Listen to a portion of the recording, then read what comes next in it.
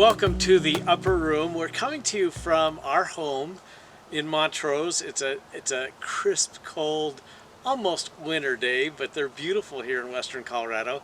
And behind me are what are called the Cimarron Mountains. And as you head up into the Cimarron Mountains, you can first drop into the Black Canyon of the Gunnison. We've actually filmed there before, and there's a place there called the Painted Wall, and it's a really cool place. It's famous not just because it looks like it was painted, although it's all natural, but it's also famous because of the fact that it's so tall. That wall is. In fact, it's the highest wall in the state of Colorado. In reality, it is twice as high as the Empire State Building. I got thinking about walls, and the Painted Wall is not even famous around here. I'll bet you most people around here don't even know what the Painted Wall is. But there are some famous walls. A wall that's being talked about right now a lot is the southern wall being built between us and Mexico. And I probably don't have to tell you how controversial that has been and maybe continues to be. But there's even more famous walls than that. I'm thinking of the Berlin Wall. Do you remember, are you old enough to remember the Berlin Wall? It was actually built in 1961, and it was meant to divide East and West Berlin, or Germany, from West Germany from East Germany. And famously, Ronald Reagan, if you remember this, did a great speech there in 1987. I think it was June of 1987 from West Berlin, where he called out Gorbachev, the leader of the Soviet Union, and he demanded that Gorbachev tear down that wall. If you remember that, great speech. I'm not even sure that the Berlin Wall, however, is the most famous of all the walls. You have the wall in Jerusalem, the Wailing Wall, or what they call the Western Wall. You need some context for that wall to go back, clear back into the 900s BC, when David's son Solomon built the temple, and they built a wall there to protect the temple. So Solomon built that temple in 957 BC. 586 BC was when the Babylonians came in and destroyed the temple, destroyed the wall around the temple, and then it was in about 515 when Nehemiah was allowed to come back and rebuild that wall. But it deteriorated and it didn't stand the test of time, and so Herod the Great in about 20 BC rebuilt the temple and remodeled it, and that wall still stood there until AD 70. And Jesus predicted everything would be toppled, and it was, by Roman soldiers, Roman armies, and it has since never been rebuilt. There's that one remaining wall there on the west side, and that's what's known as the Wailing Wall. And people by the millions come there. In fact, it's not uncommon for 2 million people a month to visit the Western or Wailing Wall. But that's probably not even the greatest wall. Maybe the greatest wall, as you may have guessed, is the Great Wall of China. The Great Wall of China started being built in the 7th century BC, and it actually took 2,000 years to complete. 2,000 years. You talk about patience, right? You know, can you imagine them telling people, hey, we'll finish it, you know, government project. 2,000 years later, it's finished. Unbelievable. 13,100 miles long, and 10 million people a year go to the Great Wall of China. Those are some great walls. But you know, the greatest wall of all is Jesus. I don't know if you've ever thought of him as being the greatest wall of all.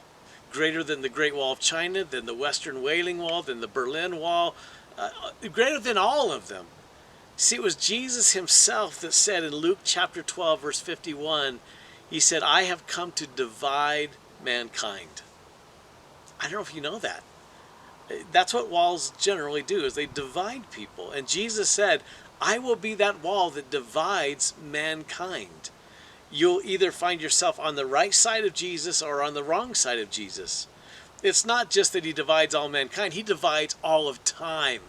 Have you ever thought about that? Every time you write a check, every time you write out any kind of a contract in school and you wrote your name and the date, You are declaring that Jesus is the great divider of time, because the year 2020, as terrible as it's been, tells us that it's been 2020 years since Jesus, basically. So he divides time, he divides mankind. Now, if you've been with us in these lessons, you might realize that we are obsessed with Jesus, and we make no apologies for that. We believe that in the modern culture, in the modern church, not enough is made of Jesus. That sometimes he kind of gets pushed to the side because we've got so many activities and programs and exciting things going on that it's possible that people could be a part of the church and not even hear that much about Jesus. Well, we're determined to make sure that never happens in the upper room.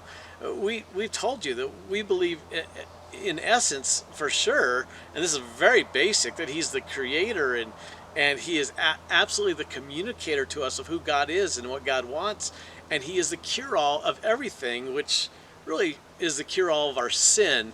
And we've talked about the fact that we want to emulate the early church, who certainly studied him and shared him, sought him, and they also served him. So that's where we're going. And as we head into the upper room, I've told you, we're going to get into that upper room. And I thought this week we would get into the upper room, and we kind of will, but I'd be remiss if we don't pause and say, how did the early disciples and Jesus get into the upper room?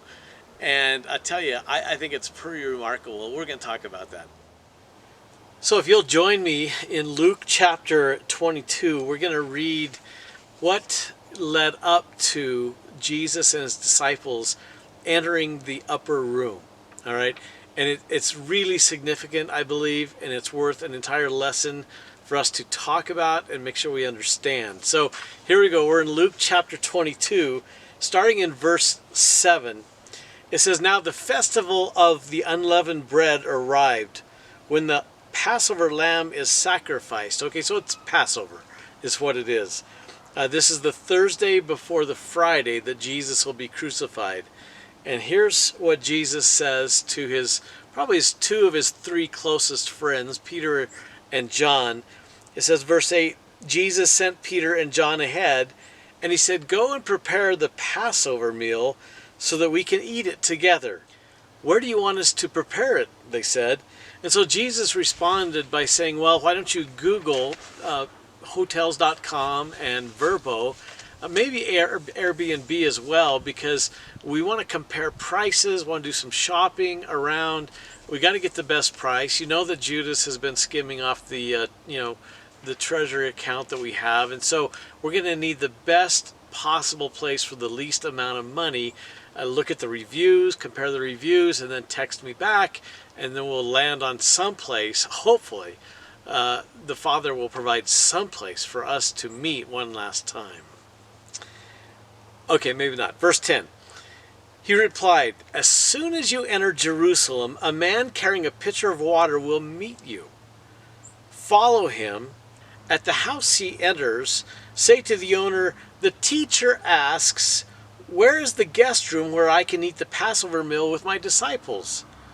He will take you upstairs to a large room that is already set up. That is where you should prepare our meal." I want to break there for just a second and make sure you understand what's going on here. And this is why I wanted to pause and spend time on this. The Lord knows that Judas is going to betray him. He knows it's in the works, it's going to happen, and yet it appears to me that he wants to spend a few more hours in intimate conversation with his disciples. And so if he just says, flat out, go to F Street, and there on the right, where the fire hydrant is, Mr. Shavinsky will give you an upper room, and Judas hears all that, chances are, and again, I know I'm just, guessing at this, but chances are Judas then will know where to tell the Jewish leaders to go arrest Jesus. And so this is actually kind of a clandestine thing going on here. you've watched enough movies where you see, you know, the FBI or the CIA saying, okay, go to that park bench, and underneath the park bench, you know, you reach underneath there and there'll be a note, and read that note and that'll take you to another place, and, you know, and it's exciting. That's what's going on here. He's actually saying you're going to see this and follow him, and you'll talk to another guy. But if Judas is in hearing distance, this makes no sense to Judas. He can't tell the Jewish leaders, you can pick him up, you can arrest him at, you know, this address. You gotta love what's going on here. But again, the bottom line, I believe, is that Jesus, everything is about the timing, and the timing is not right for him to be picked up right when he gets to Jerusalem.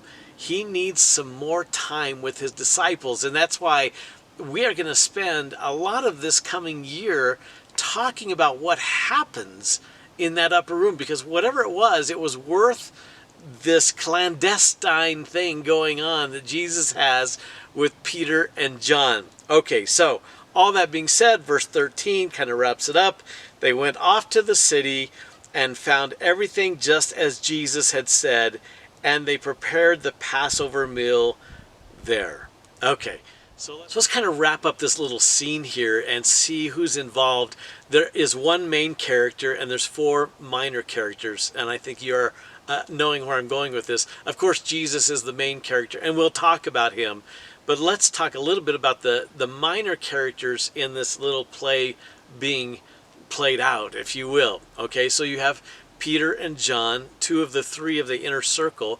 Why James didn't go with him, there's some conjecture that maybe only 2 could go in and present the Passover lamb. But let's just move on from there. So you have Peter and John. You have the man carrying the water, and you have the man whose house they are going to enter and they're going to use. Okay, so let's take each of them one at a time. Let's start with the man carrying water.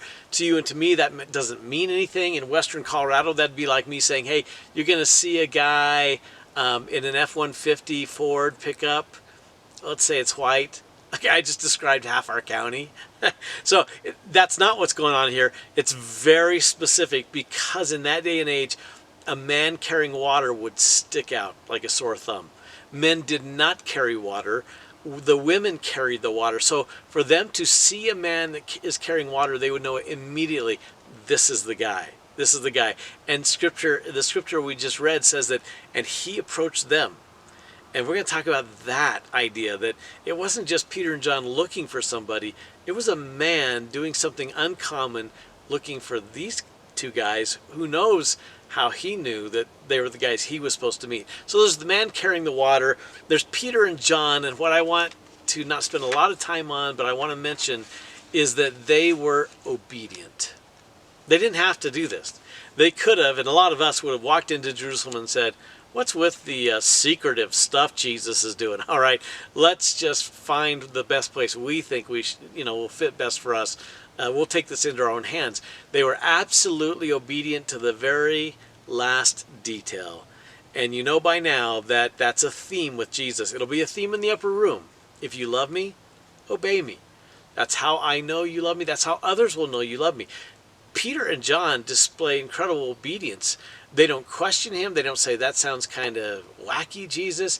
They just say, let's go, and they do it. They follow every piece of the instructions that Jesus gives them.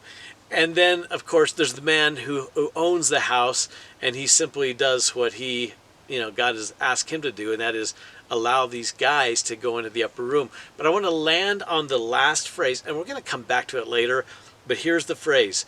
They found everything as Jesus had said. That's huge. That is a huge idea, that when Jesus says to go do something, it will play out just as Jesus has prescribed. We have been called to live a life of following Jesus, doing life with Jesus, and I don't want you to miss this, all right? It is a life that is fully aware and fully alive, okay? These 2 disciples were living in the presence of Jesus, and they were living a life that was full of life, and they were fully aware of what Jesus was asking them to do, and they paid attention to this. Jesus called it in John 10:10, the abundant life. In your translation, it may say the full life, and it is just that. He says, the thief comes to steal, kill, and destroy. And the thief is very much alive in this scenario, right? He has already tempted Judas. Judas has already succumbed to that temptation. He's going to try to steal Jesus' life. He's going to try to destroy the kingdom. The thief comes to steal, kill, and destroy, Jesus says in John 10. He says, but I came to give you life, and not just any life, but life to the full, abundant life. And that's what we are seeing here with John and Peter. They are living life to the full. They are experiencing things in life that if they didn't know Jesus, they would never have experienced. I don't want you to miss this. It's really key to understanding, what do you have going on, God? Because that's got to be the constant question we're asking. Several years ago, I think it was 6 years ago now, that our family went to Haiti, and we stopped off in Florida for a week. Before going there, we wanted to kind of prepare our kids for what we believed they might experience in Haiti. And Mission of Hope did a great job of giving us some material to teach through with our two sons that we took. One of the things we did, though, we met a gal at Mission of Hope who, her husband, she'd let us know, he's a fisherman. He takes people out in off the coast of Florida and does fishing. And would you guys be interested? Because we had volunteered to work in the office, and we got to know her, and we said, well, absolutely. So we went out with her husband out on his boat. And I don't remember if we caught any fish. We might have caught one. I don't know. But the highlight to me was this. We had, for at least a good portion of that time, we had dolphins following us and swimming alongside the boat. And something occurred to Christy that I want to share with you that was great insight. And she prepped this by saying, I've been pretty uptight about this. I mean, we're going to take our two sons into a third world culture. We don't know what to expect. And I'm nervous about that. And then she said, as I sat there watching behind the boat, in the wake of the boat, watching these dolphins follow us, and they weren't just following us, they were actually playing. And they really were. They were just playing. They were having a great time jumping and diving and cutting in front of each other and playing games. And it was so much fun to watch. So what occurred to Christy as we watched these dolphins playing in the wake was this, and it's so significant, and it's such a great lesson. She said, I kind of got the idea that God was telling me, showing me, that if I will just, and we will just follow in his wake and just enjoy being in his wake, like those dolphins, just enjoyed being in the wake of this boat and just played. It's our job just to be close to Jesus, follow him in his wake, and really enjoy that, have fun. And it really changed how she saw the whole trip. She was much more relaxed, but it's a real truth about life. Saint Irenaeus said this one time. He said, the glory of God is a human being fully alive, and to be alive consists in beholding God. See, the Lord has asked you and me to live full lives. That doesn't mean that we're always busy. It doesn't mean that we, own more land than anybody else, have mansions. To be fully alive, and he keys us into it here, is to know that I'm constantly in contact with the giver of life. And I'm going to do what he asks me to do. And in that, I get to play in his wake because he goes before me. And that's kind of the sub-points of this little lesson, is that these guys, these players, these minor players, and they are minor players, because you and I are minor players in God's big play. But these minor players did their part. They did their part. They just followed where God was telling them to go, followed in his wake, and just enjoyed the experience. That is what it is to be fully alive. Now let's focus on the main player, and that's where we always need to land. What about Jesus? Here's what I get from that little interaction and that event, and that is this, that Jesus is in the business of arranging the details of our lives. That's his business. That's what he does. He arranges the details of life. Can you see all the details in this event, in this story, that he had already arranged? So Jesus is very much at work all the time in the details of things, and the details of our lives, but of life in general. You might remember that Peter stood up at Pentecost, where the disciples had spoken in other languages, and it was mass chaos. and he stood up and preached. And in that message, he says this. I want to read it to you from Acts 2:23. He says, but God knew, he's speaking about the crucifixion. He says, but God knew what would happen, and his prearranged plan was carried out when Jesus was betrayed. With the help of lawless Gentiles, you nailed him to a cross and killed him. Okay, it's all there. He says, yeah, people played some roles there, godless Gentiles, the Roman soldiers put him on a cross. But he's talking to people who were there, some of the Jewish leaders who were there, you played a role, but don't think for a minute that this was not all prearranged by God, and that's how this all came about. So a couple questions come to mind. When I say Jesus is very much at work in the details of our lives, a couple things that came to mind that I began to wonder about. Number one is the word business sounds like he's always working. He's always working. Is God always working? We kind of get the picture that God is always just sitting on his throne, kind of twiddling his thumbs, listening to prayers. I don't know. Is he always at work? And also, you may be asking, now you've been telling about Jesus and then you interchange God. Are they one and the same here? Is God at work or is Jesus at work? If you didn't ask those questions, then I'm going to ask them for you. I'm going to ask you to turn to John chapter 5. I'm going to give you the context starting in verse 16, actually starting earlier than verse 16. The context of what's going on here is that Jesus has entered Jerusalem, and it's the Sabbath, and he goes, walks along, and he comes to a pool there of water called the Pool of Bethesda. And as he walks along, he sees different people that, are lame, who are lying next to the pool.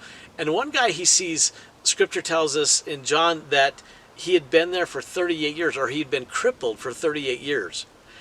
And he cried out to Jesus because his problem was, it was a tradition or a belief that an angel would come down and stir those waters of Bethesda, and people would jump in, and the first people to jump in would be healed. Now, I don't know if that was actually going on, but that was the tradition. And his plea to Jesus is, I can't get there. Everybody cuts in front of me. They cut in line. I'm not being healed because I can't get in the water first. Could you do something about this? Basically, I bet the guy is thinking, could you roll me closer so I could just kind of roll over and into the water? I don't know.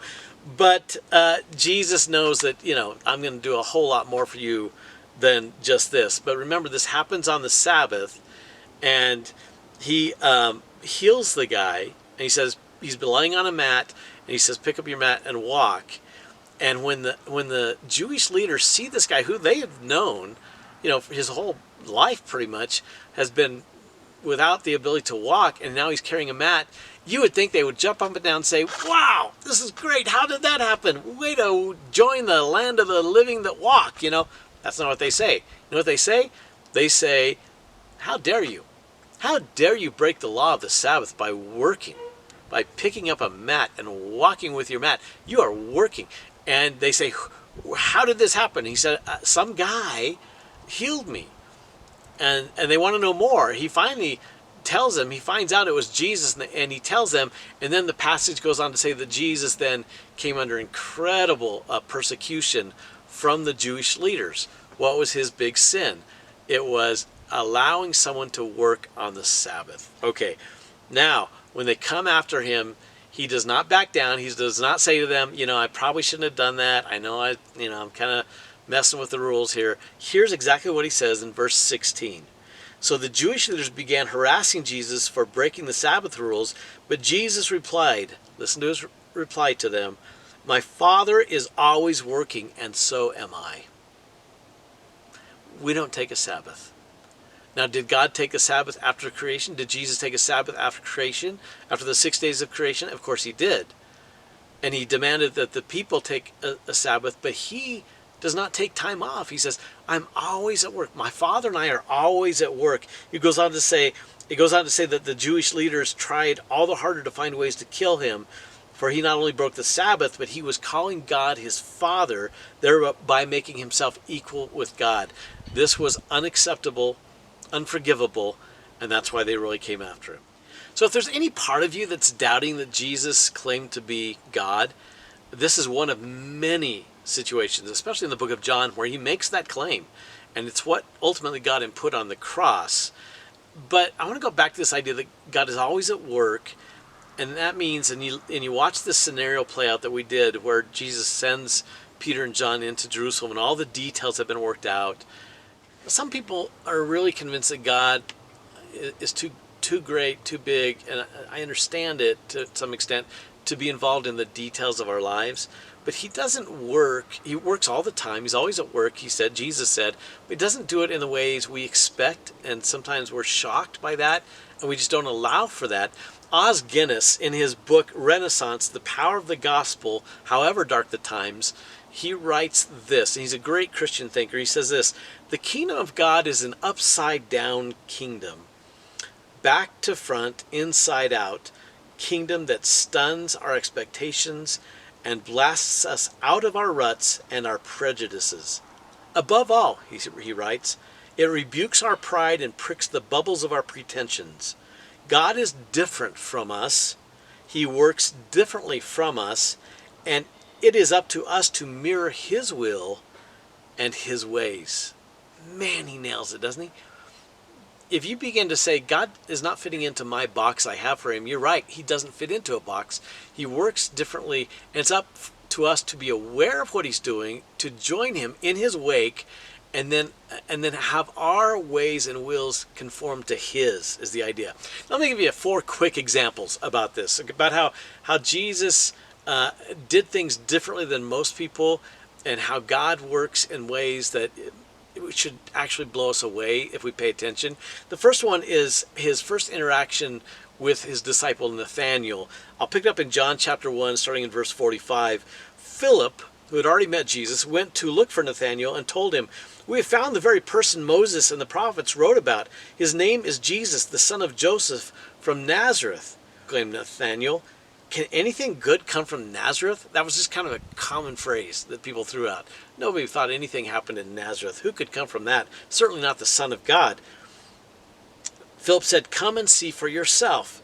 As they approached Jesus, Jesus said, now there, pointing at Nathanael, he said, now there is a genuine son of Israel, a man of complete integrity.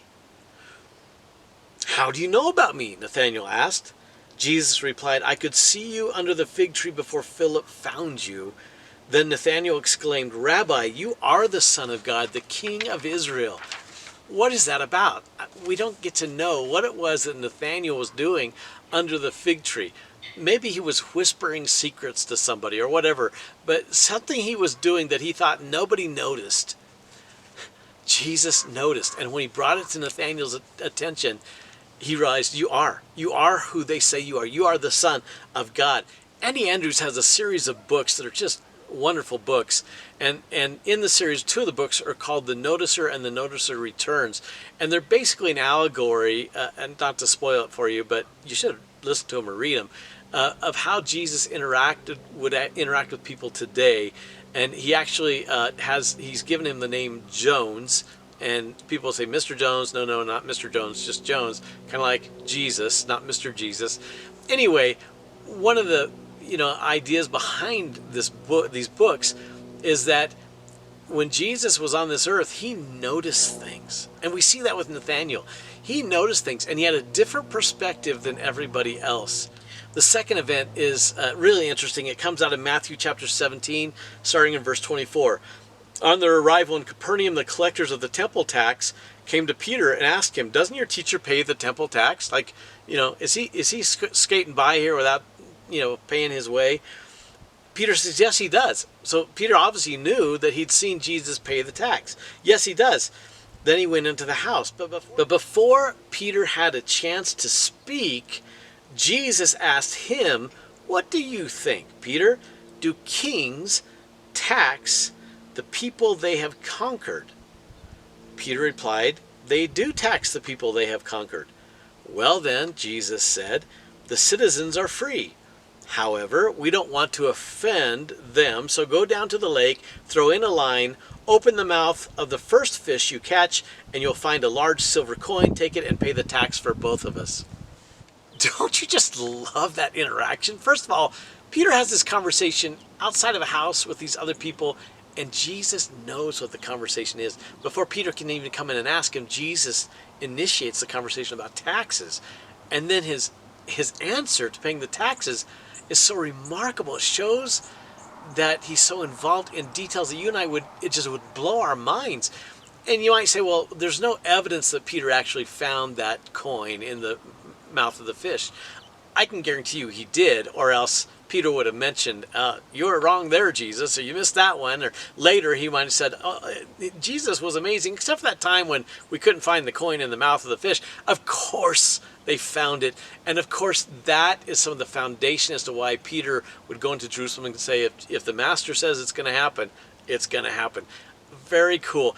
Now I want to move away from stories. I want to go to the details that are involved in the overall picture of who Jesus is. First his birth, since we're not far from Christmas, and then his death. My top 10. Okay, I'm just going to run down my top 10 details of how God prepared the details of the birth of Jesus. Number 1, he would be born of the seed of Abraham. Number 2, he'd be born from the line of Jacob. 3, born from the line of Jesse, born from the line of King David, from the tribe of Judah, in Bethlehem, of a virgin, worshipped by shepherds from the desert, escaped to Egypt, and numerous other children would be slaughtered at the same time. Those are my top 10. Those are 10 details that were predicted hundreds, if not 1,000 years ago, and they all came true in Jesus. Now, how about his crucifixion? My top 10 of the details that God was involved in hundreds of years earlier. It said that he would enter Jerusalem on a donkey's colt. And I'm not going to give you the passages. Your leader will have these passages. You can look them up if you have any doubt about them. He would enter Jerusalem on a donkey's colt. He would be betrayed by a friend. The betrayal would be for 30 pieces of silver. Pretty precise, right? The money would be used to purchase the potter's field. That's where Judas would hang himself. The Messiah would die a sacrificial death for us. He would die with criminals, but his burial would be with the wealthy, which it was. He would rise from the dead, which we know he did. He would say certain words on the cross. It was predicted some of the very things he said on the cross, and he did. He would be mocked, and they would gamble for his clothes. Those are my top 10. I just want to illustrate to you that God is in the details of our lives, but of all of life as well. He proved it with his son. His son proved it while he was walking this earth. And 17 years ago, again, we're filming this from our home. I got to tell you a story. 17 years ago, something happened in our life that would impact us from that point on. We had only been here about 9 months here in Montrose, and we're going to go do some vacation time up in Washington to spend time with family there. And we got within about 4 hours of our destination in Washington. We got to La Grande, Oregon, and we knew that it was snowing up on the pass, but that wasn't going to stop us. It'd be fine. But we got to La Grande, Oregon, and the freeway was shut down. And we asked somebody, why is it shut down? They said, there's been a tanker that has jackknifed up there, and it's a mess, and it's spilled over the freeway, and no one can go up there. And we said, well, is there any idea of how long this will take? And they said, it'll take at least a day or maybe longer. Well, we weren't going to spend a lot of time up there. We didn't have a lot of time we could spend. And so, a decision had to be made. Well, the decision was made, and I'll be honest, I'm the one that said, we got to turn around and go home. Back home, all the way home. Got home the day before Thanksgiving. Did Thanksgiving alone here. The day after, we were living in a place that was not a great place to live by any stretch of the imagination. It was rented for us before we got here, just overrun with mice. I won't go into any more lurid details, but Christy really, was just in a really low place. And she was praying, God, I just need something encouraging. Well, she happened to look in the paper, and this property had come for sale that very day, on that Friday. And we came up and looked at it, and we were amazed at this. We loved this place. And our first thought was we could never afford this place. Well, it just so happened that there's a businessman in town who was selling this, he and his wife, and they were selling it at a very affordable price because she had found her dream home. In fact, he had joked with me that they had just remodeled the inside of this place, and now she wanted to move. But we know now that this place would not have stayed on the market but for a couple days at the most. Do you see where I'm going with this? God provided this place for us, and we knew he was providing this place for us, and we promised it would always be a place where it would be used for his kingdom. And we've literally had hundreds and hundreds and hundreds of people in this home to benefit the kingdom of God. And I say all that because it's one of those hallmark moments in our marriage, in our family, that we'll never forget, that God was in all those details. Okay, am I here to tell you that he caused that truck to jackknife and messed up those people's lives so we could get a really neat place to live? I don't know how it works. I just know it works.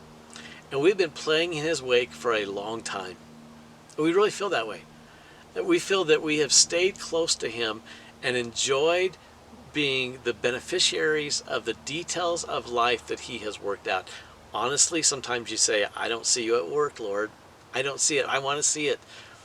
But in time, it's amazing how many times we see that he is the great arranger, that he arranges the details of life, and we can either be aware of it and take part in it and have this full life.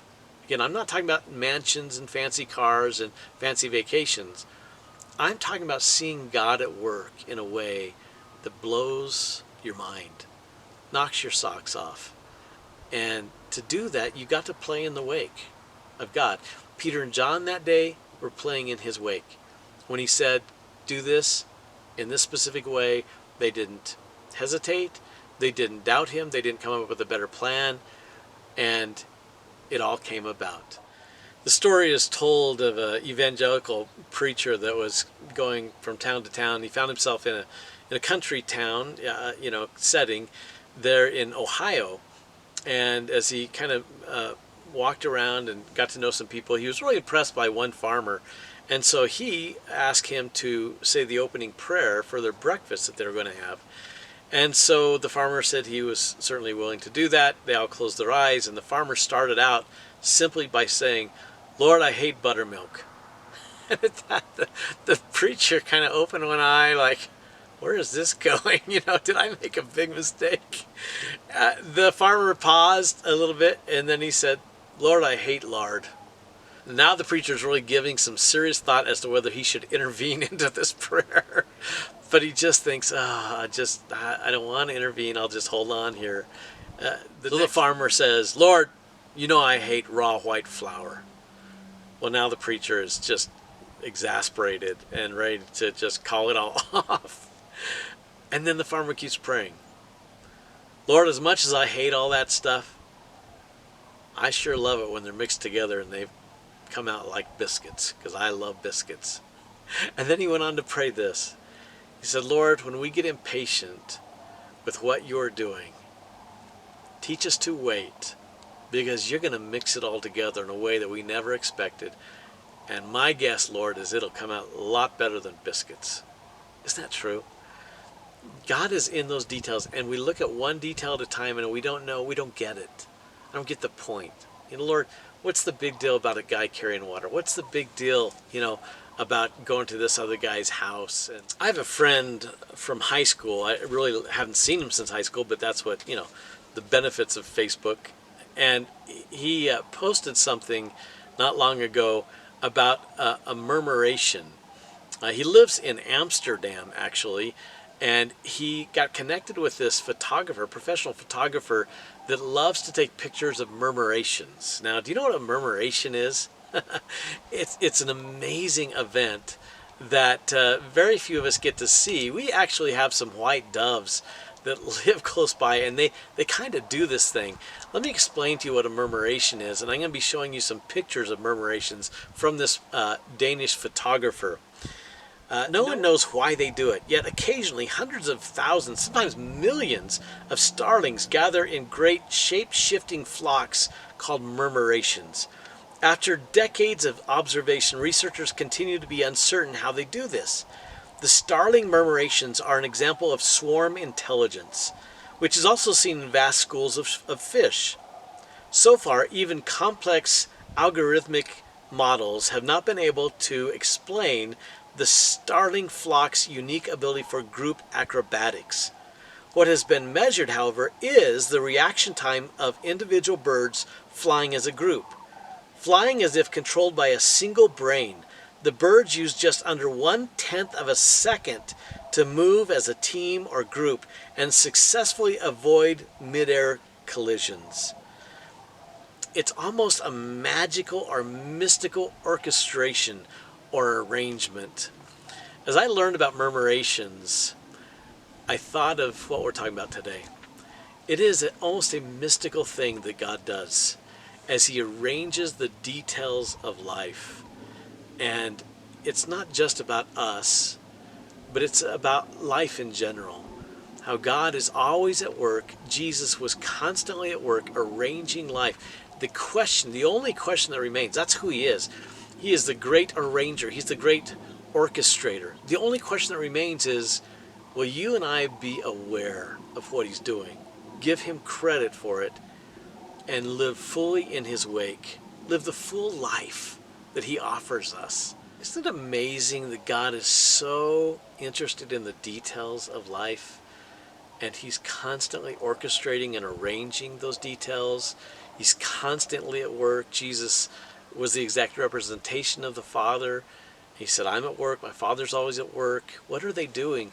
They're doing the things that we may or may not notice. And I want to challenge you today to notice, to be fully aware of what God is doing. We're pretty much aware of all the ugly stuff going on in our culture. It's about all that anybody really wants to talk about.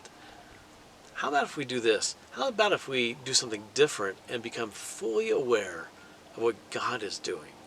Seeing His hand at work. If you will look, if you will notice, that's worship. I mean, really it is. To notice what God is doing, to appreciate who God is, and to love swimming in His wake, playing in His wake. I want to go back one more time to what was said in the book of Luke. They found everything just as Jesus had said. Do you believe that to be true of your life? Do you believe that whatever Jesus said is going to come true? I hope you'll notice. It's a full and wonderful life.